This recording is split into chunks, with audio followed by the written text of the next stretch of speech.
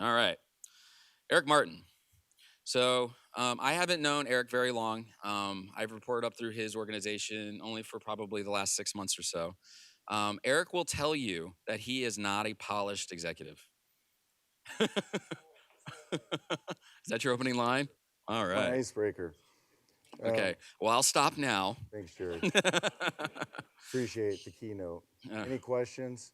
All right. Yeah, but he's great. And you can see some of the irreverence coming through. I love it. So, one of the first meetings I was in with him, there was a bunch of executive types. There was about 50 people in there. And of course, with growing companies like Capital One, we're always like, oh, we need to hire more. We need more recruiting, et cetera, et cetera.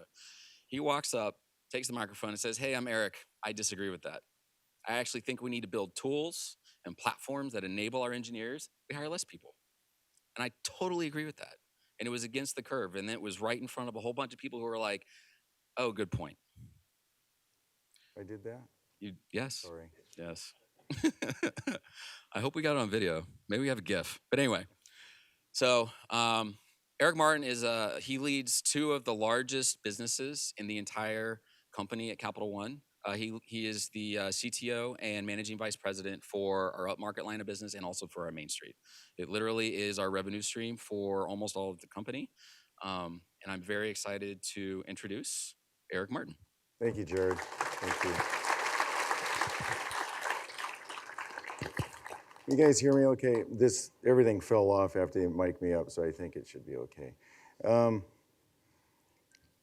DevFest in a bank. I mean, personally, I would not have thought of that a few years ago. It's pretty interesting to me. In fact, a few years ago, Capital One was on this journey I'll tell you a bit about.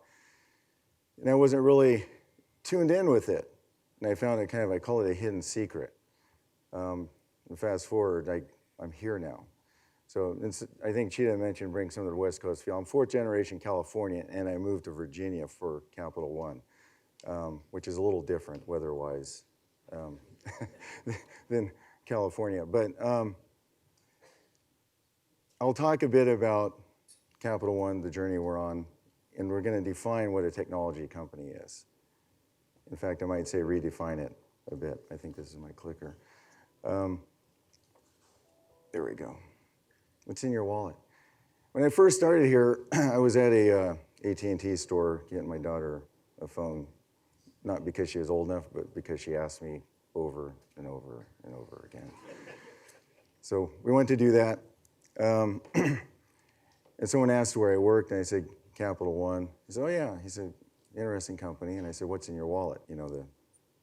He pulled out his wallet and started putting down all the Capital One cards he had and explained to me how he games the system. So I ran back and said, hey, someone's messing with us. They got all these cards gaming the system. No, we count on that. There's a certain percentage that does that. We're aware of it. Why are we aware? Well, we see the data. We have this data. We monitor it. And it's not a bad thing. It's actually factored in. Oh, it's not fraudulent? Okay. But anyways, I kind of quit saying what's in your wallet because it seemed to be taken very literally.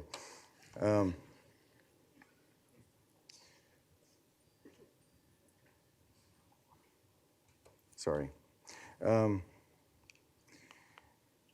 little bit why I'm here. I'm not really going to talk too much about my background, but I've been in a few companies, and none of them being a bank. And so a lot of folks, in fact, have told me, hey, you're not a banker. Why would you go to Capital One? I said, well, Capital One's not a banker company. In fact, another thing I've told people just in my travels, like, hey, I work at Capital One. You don't look like a banker. I said, well, I'm not trying to look like a banker. What is that? And the unpolished executive thing, that's actually one of the best compliments I've had. So one thing you won't see here is a polished executive. And one of the most senior executives here at Capital One said, Eric, I like you because you're not polished. So this talk will not be a very polished talk. Anyways, some folks have said, it doesn't seem like a normal, like why would you go to a bank compared to where you've been? So I'm not going to a bank. I'm going to Capital One. They're a technology company. And so I've kind of been telling folks that. And our founder says, We're a technology company that happens to be a bank. I like that. In fact, this year he's kind of raising the volume on that for a good reason. I'll talk about that in a bit. Our mission is to change banking for good. In today's world and what we see in the future, I don't know how you can do that without technology. But this thing, I had a discussion recently. What's a technology company?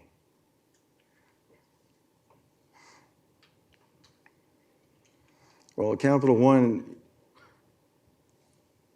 I'm not sure, I'm just making sure I'm following the right slide. Capital One, you go back in history and just how it was built. I mean, the summary is we were built on data. So back in late 80s, early 90s, through the 90s, Capital One was doing with data what folks these days consider pretty advanced. The amount of data that we had and that we have is what would be called big data, but we were doing it before I even heard that term. And it sounds different than what you would expect from a bank. Kind of see like a stagecoach with horses pulling it around, the safes in the vault, or money in the vault. It's called a safe. Kind of back to, there's a question. What is a technology company? As I talked to a room of people about what's a technology company, not everyone had the same opinion. But what is a technology company? And as I was listening, it's like, and we had different examples come up, like Facebook. I don't know that I think about Facebook as a technology company. Is Facebook a technology company? You guys can, anyone wants to, yeah? One person? So everyone else agrees with me. Awesome. What about Amazon? Amazon technology company? That's one place I worked. When I started there, when I'd go to, I had people in Dublin, and I'd go over to the UK and Ireland. Where do you work? Amazon. What's Amazon? Right? 2006, 2007. EC2 was a couple of racks in South Africa at this time. Literally. And my first job, my first thing, literally, I was there a few days. Boss comes in, you need to define the security architecture for AWS, EC2, and by the way, Bezos wants to be secure, but no security. That was all it was said. He said, by the way, start wearing jeans, and he left. Because I was still in IBM mode, I had slacks and stuff on. That's what I was left with to figure out. It's a pretty ambiguous problem. When I left Amazon, people were thinking of it as a tech company. Somehow we'd gone from a big bookstore, and actually at that time a lot of people still thought of us, even though over half our sales were electronics. We were global. About half our sales were outside the US, yet people thought of us as a US bookstore a lot of times. But when I left,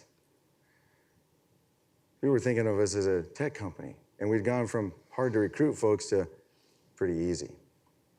And now these days, you fast forward, it's, you know, what changed? I don't know. Is Apple a tech company? Do we think of Apple as a tech company? Some people think of it as a marketing company.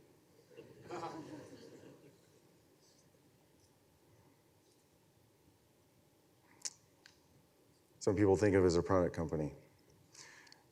Netflix. Everyone's catching this. I'm kind of doing the FANG thing here. What about Netflix? Is that a tech company?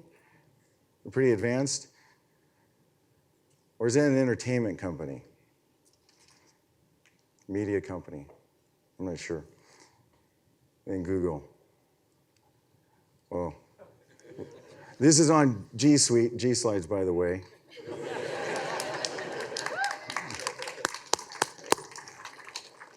Capital One, all in, G Suite, we converted, Gmail. It's amazing. Bank, we're the first bank, and I've heard other banks are going, what are you guys doing over there? G Suite. Anyways, is Google? Well, there's a search company? No. product, well, they do everything from A to Z, so they should be called Alphabet probably. So what's a tech company? Are those tech companies? Or are they retailers, entertainment companies, product companies that tech allows them to scale, grow, empowers what they do, changes what they do, allows them to disrupt? Well, let me talk about Capital One for a second and see if we have any comparisons. Capital One, I think, in fact, I pretty much know, wrote the book on digital transformation. A lot of folks or a lot of companies are watching this out there, I should say, especially regulated entities like banks. They're like, what are they doing over there? Insurance companies. There's a lot of digital transformation going on, but the way we're doing it, the all-in, the amount of money we're spending is nothing short of amazing. One of the benefits of working for a founder-led company that has a vision, which most of the companies I work for is exactly that. So I've seen this benefit in different forms over the years, but one of the benefits is you can follow that vision. You don't have to worry about, I'll just word this. You don't have to worry about the founder going and getting a new CEO job somewhere, so you can't see the vision through. Founders tend to have stable teams with them too, leadership teams.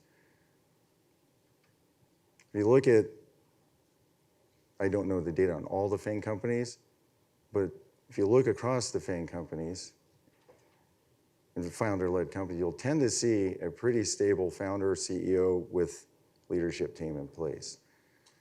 Exactly what you see here. So in other words, they can see their vision through. So the amount of money we've spent, which is public information, and the amount of time we're spending to do that surpasses the average tenure of a CEO or a CIO. If you think about investors, Wall Street, analysts, seems like they're taking a long time because they're not used to that. I remember being at Amazon, guys, when are you going to make a profit? Bezos says it's cash flow. We work on cash flow. We're investing for the future. Some similar things, though we make lots of profit here at Capital One. We're a bank. The similar theme, and the investors are going, okay, when are we going to start seeing return? But you can't do a digital transformation like this overnight, in a quarter, a year, 2 years. And what I'm talking about is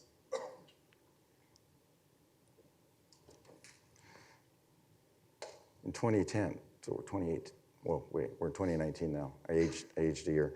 Our CIO, Rob Alexander,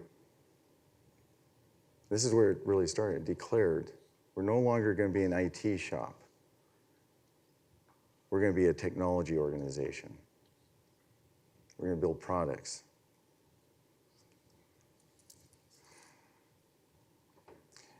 We started on our journey of tech transformation.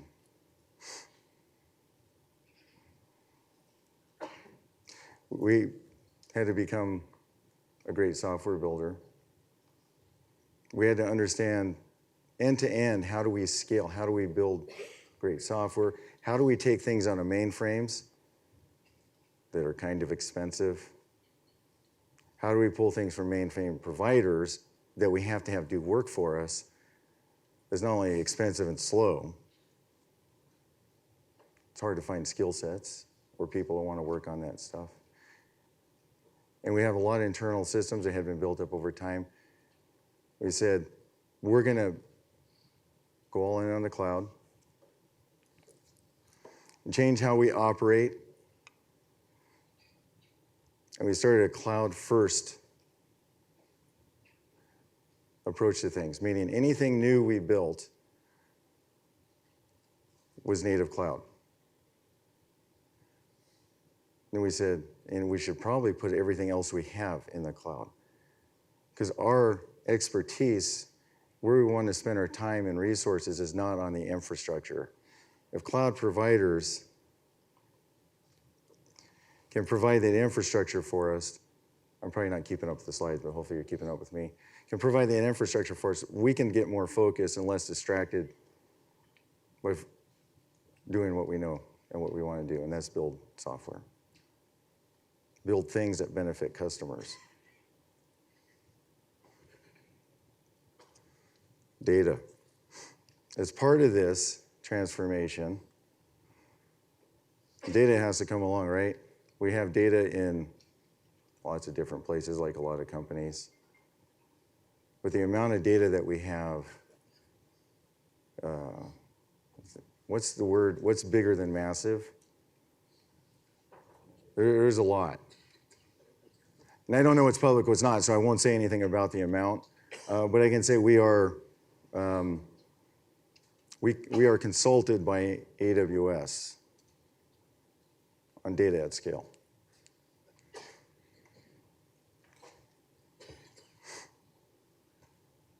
So think about moving that amount of data from mainframes, from disparate systems, from fragmented areas, from spreadsheets in some cases, access databases, so on and so forth. Think about moving that into one data lake. You can't just take it and move it. You got to take it, transform it, put it into a format that you want in the future, that you can access it. That's a big amount of transformation. The benefits, I think we all know this, we're preaching to the choir. There's all, when I think of moving into a public cloud environment, I think of scale. I think of ability to scale on demand. The term active goes away for me. It's kind of a foreign term to me anymore. If you build a native cloud app with good cloud building principles, you can withstand a couple of failures and continue to operate no problem. It should be active in. The cloud allows that. There's an economies of scale there. And also speeds things up. And there becomes a common definition, a common language, common skill set. Then you can compete on who builds the fastest, the most scalable, the best products, and not who knows what language.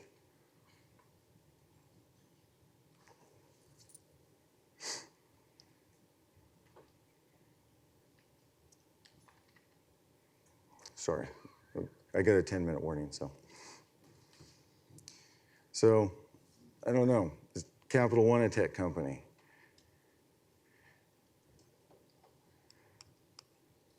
We're using technology to change banking for good, to do banking a different way. Not knowing much about Capital One before, I didn't think about, okay, this, to me, it was a big credit card company in a bank, not in my area though. I didn't think of it that way, but now knowing Capital One and talking to folks we're not looked at as a typical bank. I'd argue that we're probably closer to a fintech at this point than a traditional bank. Oh wait, how could we be a tech company? You didn't say anything about machine learning. Today's buzzword. Fine, we'll talk about ML. My favorite subject. Some folks that know me go, okay, I think we overuse the word or the term, right, Alan? But I won't talk about that here. But I'll talk about what we're doing with machine learning.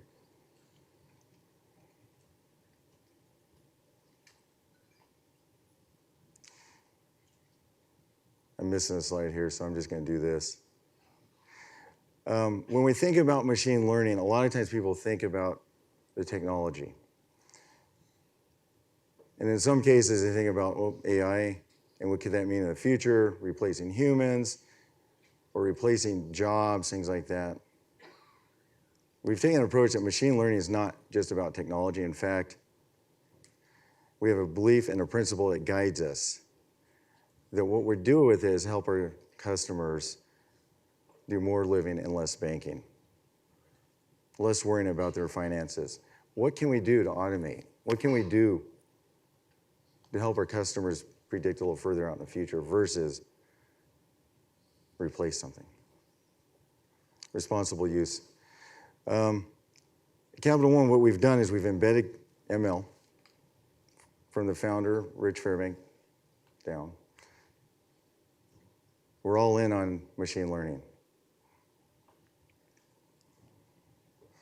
We've created a Center for Machine Learning for the explicit purpose to have focus and innovation to learn what we can do with it throughout the business. Not just to solve one or two problems, but we have a number of business units and a number of things that we have to do throughout Capital One, all of which can benefit from machine learning. So how do we do machine learning at scale is the question.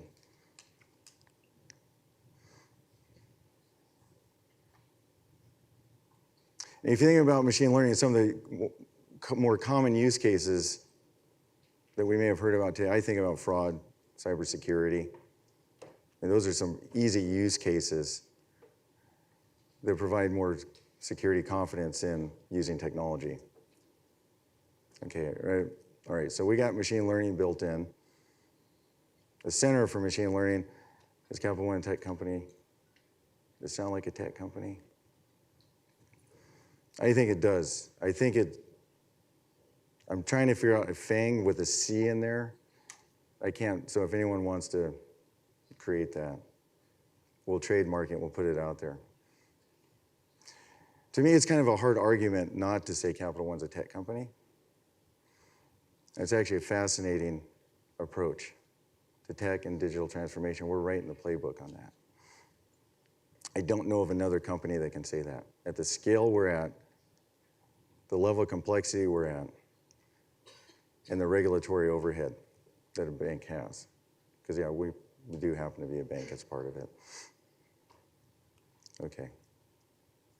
So anyways, I think our use of technology to empower the business as a financial institution, a bank, puts us on the same class as tech companies. But it makes me think about, what is a tech company? Are those tech companies we talked about at the beginning? Or are they companies that use technology to enable them to compete faster, better, be disruptors? When it used to be that only small companies and startups could be disruptors. I think we see larger companies starting to be able to be disruptors now, and that's because of technology. I don't know that it's necessarily because they are tech companies. I don't know that the outcome should be to be a tech company. It should be what your business is.